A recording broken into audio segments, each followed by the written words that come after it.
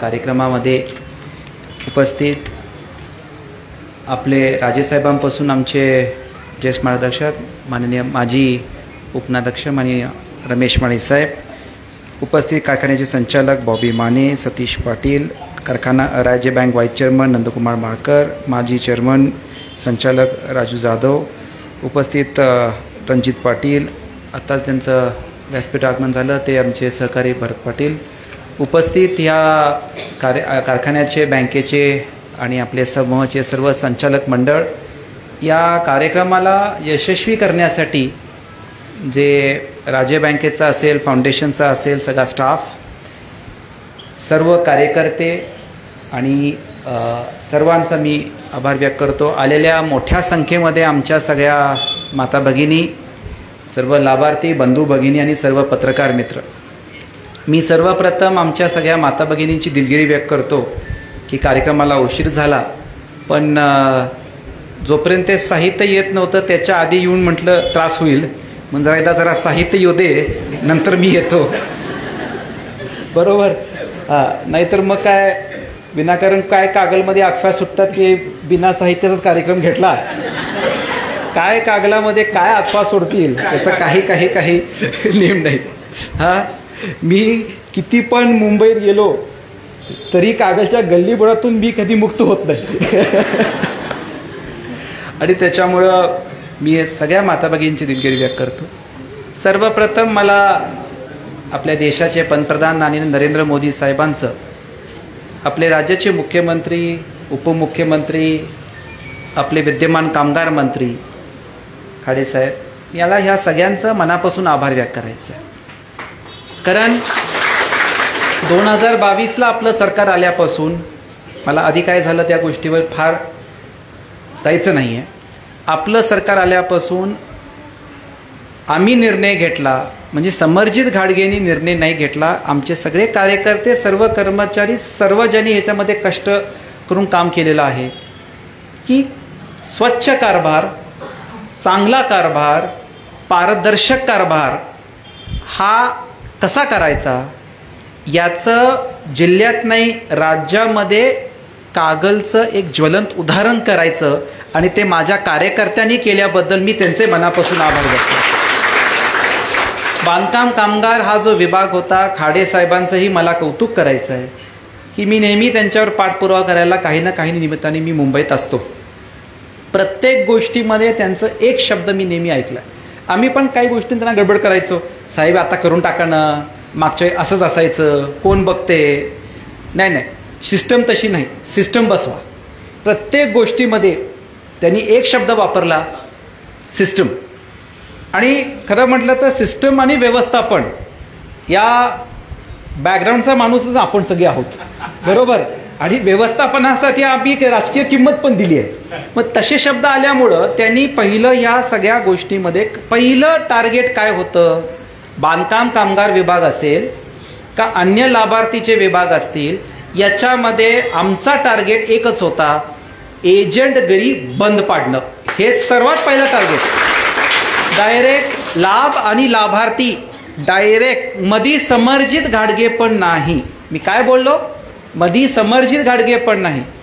असं बोलणं राजकीय आत्महत्या आहे, असं माझ्या आसपास असणारी माणसं पण मला सांगायची की राजे असं बोलू नका, डायरेक्ट लोकांकडे गेले तर आपली गरज राहणार नाही. मी म्हटलं तसं चालत नाही. आपण जेव्हा राष्ट्रीय छत्रपती शाहू महाराजांचं नाव घेतो, जेव्हा स्वर्गीय राजेसाहेबांचं नाव घेतो, तर माझं मत आहे की कृतीमधूनच राष्ट्रीय छत्रपती शाहू महाराजांचा वारसा चालवायची आपल्या सगळ्यांवर जबाबदारी आहे, कागलकरांवर जास्त. शाहू महाराजांचं भरपूर लोक नावं घेतात. आपण जेव्हा म्हणतो, मी स्वतःला जेव्हा जनघराण्याचा वंशज म्हणतो, मी म्हणतो त्यांचा मी रक्ताचा वंशज आहे, फक्त हे बोलून भागणार का. स्वर्गीय राजेसाहेबांनी जेव्हा कारखाना सुरू केला तेव्हा बऱ्याच वर्षापासून लोकांची मागणी होती की तिथं छत्रपती शाहू महाराजांचा पुतळा उभा राहिला पाहिजे. राजेसाहेबांनी तो पुतळा उभा नाही केला 98 पर्यंत. का माहितीये का, कारण ते म्हटले की फक्त शाहू महाराजांचा नातू म्हणून भागत नाही, मी कृतीमधून आणि कामामधून शाहू महाराजांचा पुतळा उभा करायची नैतिकता कमवल्याशिवाय मी शाहू महाराजांचा पुतळा तिथं उभा करणार नाही. ती नैतिकता कमवून त्यांनी केलं. तसं जेव्हा आपण कागलला शाहू महाराजांची जन्मभूमी म्हणतो, त्याला कर्मभूमी करायचं आपलं स्वप्न आहे, जेव्हा मी स्वतःला म्हणतो मी त्यांचा रक्ताचा वंशज आहे, तर माझं मत आहे की आपली सत्ता, आपलं सरकार, जेव्हा म्हणतो की आपण स्वराज्य निर्माण करणार आहे, तर कृतीमधूनच आपण दाखवून दिलं पाहिजे. शॉर्ट टर्मला त्रास होतो, पण माझं मत आहे की जेव्हा आपण लाभार्थ्यांना लाभ देतो, त्या लाभार्थ्यांनी तुमच्या घराबाहेर रांग लावायची आवश्यकता नसायला पाहिजे. तुम्ही लाभार्थ्यांच्या दारात दिलं पाहिजे. आणि एकच गोष्ट अपेक्षा करा, मी या सगळ्या लाभार्थ्यांना म्हणतो, आज जे काही कार्यकर्त्यांनी आणि व्यासपीठावर असतील, इथं असलेले असंख्य कार्यकर्ते, याच्यामध्ये समरजित घाडगेचं काही नाही. आज समरजी घाडगेची ऐपत, समरजी घाडगेचं अस्तित्व या सगळ्या असंख्य कार्यकर्त्यांनी केलेल्या कामामुळे आहे. राजेसाहेबांच्या काळापासून बघतोय. माझी आपल्या सगळ्यांना एकच विनंती आहे की या सगळ्या कार्यकर्त्यांनी केलेलं काम, माझी आपल्याला एकच विनंती, कायमपणे माझ्या कार्यकर्त्यांच्या पाठीशी आपला आशीर्वाद राहू दे, एवढीच अपेक्षा व्यक्त करतो. तर जे काय लाभ आहेत, बांधकाम कामगाराचे लाभ आपण डायरेक्ट लोकांपर्यंत पोहोचवले पाहिजे. बांधकाम कामगाराचं ह्याच्या आधी पेट्याचे कार्यक्रम होते, ते मोठ्या प्रमाणात आपण राबवले. त्यानंतर शिष्यवृत्ती असेल, घरकुल असेल, मोठ्या प्रमाणामध्ये माझे कागल मतदारसंघामध्ये 75 ते 80 घरकुलांचे पैसे डायरेक्ट त्यांच्या खात्यावर गेलेत. मी सर्वप्रथम हे सगळे एजंटगिरी बंद पाडले.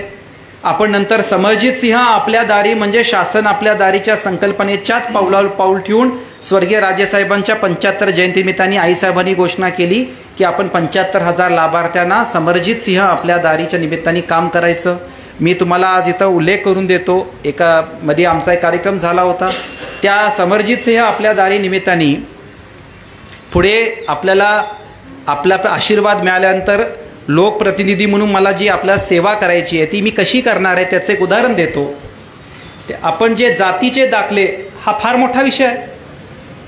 समाजाला जे जातीचे दाखले पाहिजे, ज्याच्या दाखलेच्या शिवाय त्याला जे आरक्षणाचा फायदा आहे तो मिळत नाही. आता आपल्याला मराठा आरक्षण पण 10% लागू झालेलं आहे. आज पोलीस फोर्समध्ये 10% आरक्षण लागू करून 17,000 पोलीस फोर्सना आज मराठा आरक्षणाचा आज फायदा मिळालेला आहे. हे मला आवर्जून उल्लेख करायचा आहे. मुख्यमंत्री आणि उपमुख्यमंत्र्यांचं अभिनंदन. आणि जेव्हा जातीचे दाखले आपल्या बघा, जातीचे दाखले घेताना लोकांना गडबड होते, तेव्हा 10, 15, 20 हजार रुपये, बरोबर, महिलांची डोकी हलतात बघा, मी बरोबर आकडा सांगितला, हे पैसे द्यावे लागतात. हे पैसे येतात कुठं? त्यांनी का डोकं हलवलं माहितीये? कारण त्यांचे दागिने घाण ठेवून ते पैसे द्यावे लागतात. त्यांचे दागिने, पुरुषांचं काय जाते, बरोबर, त्या महिलांना आपले दागिने घाण ठेवून ते पैसे ऍडमिशन, त्यामध्ये पण बोगसगिरी. आणि परवा एक कार्यक्रम झाला, मी त्या व्यक्तीचं नाव घेणार नाही, त्या व्यक्तीच्या घरामध्ये, आडनाव हेगडे, गाव सांगत नाही, 7 दाखले, त्याच्या एकट्याच्या घराच्या भावकीमध्ये 7 दाखले त्यांना दिले. 1 रुपये नाही, नाहीतर त्या व्यक्तीने 1.5 लाख रुपये खर्च केलं असतं ते दाखले मिळवण्यासाठी, भाईसाहेब. आणि मी त्या व्यक्तीचं वैशिष्ट्य सांगू, मी त्या व्यक्तीचं नाव घेऊन बोललो. त्या व्यक्तीने 2019ला समरजी घाडगेला मतदान केलं नव्हतं. आता वाजवाट आहे, तुम्हाला काय आलं? मला मतदान केलं नव्हतं. मी उभारून म्हटलं, तुम्ही मला मतदान केलं नाही. तो म्हटला, हा बरोबर आहे, बघा माझी CID रिपोर्ट किती चांगली आहे, सगळ्या गोष्टीची माहिती होती. मी का केलं ते, माझ्यापर ही केस आली, माझ्या टीमनी मला सांगितलं की राजे यांनी आपल्याला मतदान केलं नाही. तेव्हा एक लक्षात ठेवा, मी त्यांना सांगितलं, आपण जेव्हा लोकप्रतिनिधी होणार तर ज्यांनी मला मतदान केलं मी त्यांचा पण लोकप्रतिनिधी आहे, ज्यांनी मला मतदान केलं नाही मी त्यांचा पण लोकप्रतिनिधी आहे, हे आवर्जून मला सांगायचं. आणि त्याच्या घरामध्ये 7 दाखले जेव्हा झाले तेव्हा मी तुम्हाला सांगतो, तो फक्त मला मतदान नाही करणार, पूर्ण भावकीचं मतदान गोळा करून माझ्याकडे आणणार, बरोबर. मतदानासाठी कधी काम करायचं नाही, लोक मिळवा, लोक कमवा. आणि त्यासाठी हे लाभ आपण दिले. आज समरजित सिंह आपल्या दारीच्या अंतर्गत 8,000 वरती लाभार्थ्यांना लाभ द्यायचं काम आपण 8 कॅम्पच्या माध्यमातून केलेलं आहे. संजय गांधी निराधार योजनेचा पण इथं उल्लेख केला गेला राजू जाधवनी. आज इथं आमचे सदस्य अरुण गुरु इथं उपस्थित आहेत. आधी संजय गांधीवर तुम्हाला आठवतंय, अंगठा लावायला लागायचा, आठवतंय का? बऱ्याच वयस्कर लोकांचा तो अंगठा बसत नव्हता आणि त्याच्यामुळं ते आयडेंटिफिकेशन होत नव्हतं. मी सत्तेत आल्यानंतर म्हटलं हे थंब सगळं बंद करा. मागच्या सरकारमध्ये मी त्या अंगठ्याला लावायच्या मशीनला विरोध केला की ते करू नका, डायरेक्ट लाभार्थ्यांच्या खात्यावर पैसे वर्ग करा. आमची सत्ता आल्यानंतर राजे विक्रमसिंह गाडगे बँकेमध्ये आम्ही सगळ्यांची खाती उघडली आणि खात्यामध्ये पैसे वर्ग झाल्यानंतर थेट राजे बँकेच्या पिग्मी एजंट तर्फे घरपोच पेन्शन द्यायचं आम्ही व्यवस्था केलेली आहे आणि सुखाने चाललंय. झालं ना काम? हा, तुझं तक्रार असते कर्नूलमध्ये काय झालं, बस खाली. हा बरोबर. आता मी आपल्याला आणखीन एक गोष्ट सांगतो. आतापर्यंत 750 ते 800 लाभार्थ्यांना मागच्या 2 वर्षामध्ये आपण लाभ द्यायचं काम केलेलं आहे आणि मागच्या 2 मिटिंगामध्ये मी अभिमानाने सांगतो 140 लाभार्थ्यांना लाभ 2 मिटिंगामध्ये. आज आपलं कालच्या मिटिंगमध्ये 90 लाभार्थ्यांना लाभ मिळायचं काम आज आमच्या मार्फत झालेलं आहे, हे मला आवर्जून उल्लेख करायचा आहे. आणि त्याच्यापेक्षा डायरेक्ट खातं राज्य बँकेमध्ये उघडून आपण ते पैसे ट्रान्सफर करतोय. अजून एक गोष्टीचा माझा पाठपुरावा चालू आहे की आता ही पद्धत कशी आहे, केंद्रातून राज्यात पैसे येतात, मग केंद्राचं आणि राज्याचं पैसे एकत्र करून मग ते कलेक्टर ऑफिसला येतात, कलेक्टर ऑफिसवरून तहसील कार्यालयात येतात, तहसील कार्यालयानंतर खात्यावर येतात.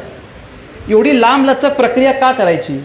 आता प्रधानमंत्री किसान सन्मान निधी जे आता परवाच लोकांच्या खात्यावर आले, डायरेक्ट केंद्रातून तुमच्या खात्यावर येतात का नाही? किंवा राज्याचं पण नमो पैसे डायरेक्ट राज्यातून तुमच्या खात्यात येतात.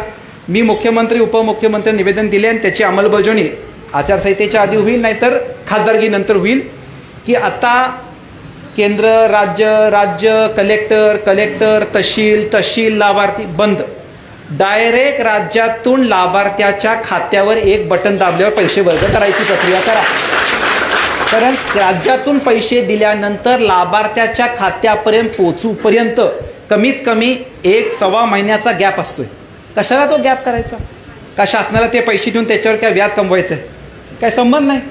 आणि हे डायरेक्ट लाभार्थ्यापर्यंत पोचायचं काम आज जे काही वस्तू आपण तुम्हाला वाटप करतोय, सगळ्या माता महिलांना आता प्राथमिक स्वरूपात एक 5 ते 10 लोकांना आपण देणार आहे. मी सगळ्या महिलांना म्हणतो, प्लीज आपण थांबा, काही टेन्शन घेऊ नका. जे एक साहित्य तुम्हाला मिळालं पाहिजे ते सगळं साहित्य मिळणार. याच्यामध्ये कारण वाट्या कोण चोरणार नाहीत.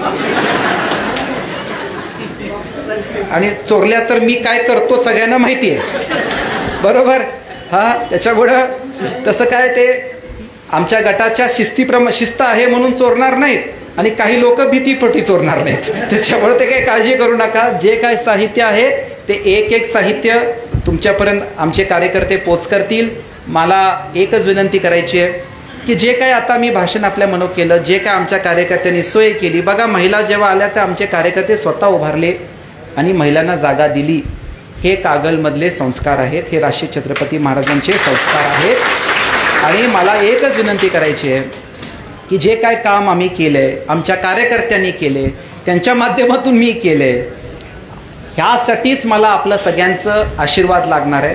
आणि मी आपल्याला कळकळीची विनंती करतो, एक 5 वर्ष ह्या समरजित घाटगेला संधी देऊन आपला लोकप्रतिनिधीमधून सेवा करायची एक संधी मी आज तुमच्याकडून मागत आहे आणि ती आपण सगळ्यांनी द्यावी. आणि मी सगळ्या कार्यकर्त्यांना सांगतो की आता लोकांचा विश्वास कमवा. लोकांचा विश्वास तुम्ही कमवलाय आणि असंच काम करत राहा. परत सगळ्या कार्यकर्त्यांचे मी मनापासून आभार व्यक्त करतो. फार भाषण लांब लचक करत नाही, मी थांबतो, नाहीतर नंतर मी तर कार्यक्रम करून जाणार आहे पुढे. सगळं गैरसोय कार्यकर्त्यांचीच होते आणि त्याच्यामुळं सगळ्या महिलांना माझी विनंती की सगळ्यांना साहित्य मिळणार आहे. चुकून गडबडीमध्ये कोणाला साहित्य कमी पडलं तर मी ते नावं लिहून घेऊन नंतर तुमच्या घरापर्यंत हे साहित्य येईल, त्याचं काही काळजी करू नका. आणि त्यासाठी एक चांगला कार्यक्रम केल्याबद्दल मी सगळ्या कार्यकर्त्यांना आभार व्यक्त करतो. मी अभिमानाने सांगतो, मी शाहू महाराजांचा रक्ताचा वंशज असलो तरीही माझ्यापेक्षा जास्त शाहू महाराजांचा कृतीचा वारसा तुम्ही लोक चालवत आहात याचा मला सार्थ अभिमान वाटतो. आणि आल्याबद्दल आपल्या सगळ्यांचं मनापासून आभार व्यक्त करून मी थांबतो. जय हिंद, जय महाराष्ट्र. लाभार्थ्यांना कुठल्याही लाभापासून वंचित राहणार नाही याची